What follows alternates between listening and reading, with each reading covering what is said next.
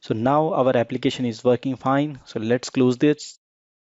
Now let's see how do we transport this application that was developed in local environment to SAP Cloud Platform Neo environment. Let me close all these folders. The first step is we will have to export this application into a zip file. To do that, we will have to right click on it, then click on the export. Now our source code of the application has been converted into a zip file. Now we will go to SAP Neo environment, and here we will click on the import from file button, and here it is asking us to select the zip file. So we will select this zip file. I will click on the browse button. This is the zip file that we had generated earlier. So I will select on this. It has automatically picked the name of the application. So it is OK. The local version.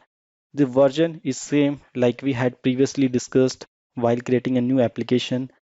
It represents what version is the application of.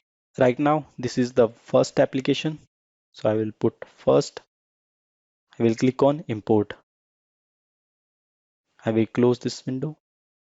So now you can see that our local app is there. Now let's see if we can execute this local app and if it is working fine. Let's go inside it. And here you can see that application is not yet activated and the rest is everything's fine. To activate the application, click on this versioning. And here on this button versions, you can see that we have option to activate the application. Let's activate this application. I will click on yes. And now our application is activated. We have a tick mark over here. So let's go back to the URL of the application and to test it. Now you can see that active version of this application is available, and this is the URL through which we can test our local app. Let's click on this one. Now you can see that our application is live. The application that we had developed in the local environment of Web IDE is now on Neo environment. We can test it by clicking on the button.